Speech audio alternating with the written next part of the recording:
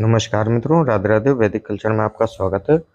मित्रों, आज बात करेंगे कामदा एकादशी के विषय में कि कामदा एकादशी किस दिन है, किस दिन आपको व्रत रखना है और इसकी कथा क्या है। इस विषय पर आज हम आपको जानकारी देने जा रहे हैं।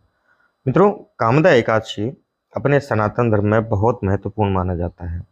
यह व्रत चैत्र मास की शुक्ल पक्ष की एकादशी तिथि को रखा जाता है।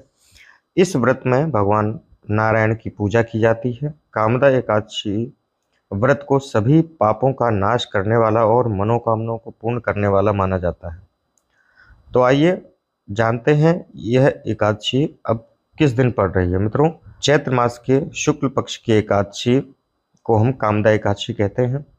इस बार यह एकादशी 8 अप्रैल 2025 को होने जा रही है, क्योंकि उदया तिथि के हिसाब से सुबह 8 तारीख को ही सुबह एकादशी रहने वाली है। इसलिए कामदा एकादशी का व्रत हमें 8 तारीख को ही 8 अप्रैल को ही करना है, उचित रहेगा। तो आइए जानते हैं कामदा एकादशी के व्रत की कथा क्या है।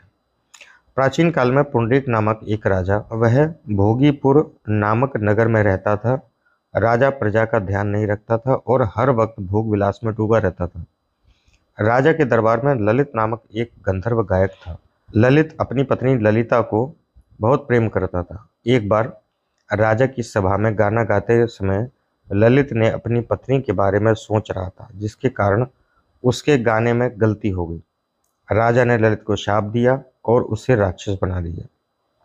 ललिता ने अपने पति की मुक्ति के लिए उपाय ढूंढने लगी। तब एक मुनि ने ललिता को कामदा एकादशी व्रत रखने की सलाह दी। ललिता ने मुनि के आश्रम में एकादशी का व्रत का पालन किया और इस व्रत का पुण्य लाभ से अपने पति को प्राप्त किया। व्रत की शक्ति से ललिता ने अपने राक्षस रूप में जो पति था उसे मुक्ति दिलाई और फिर वह एक सुंदर गायक गंधर्व बन गया। आइए जानते हैं कामदा एकादशी का व्रत का महत्व क्या है।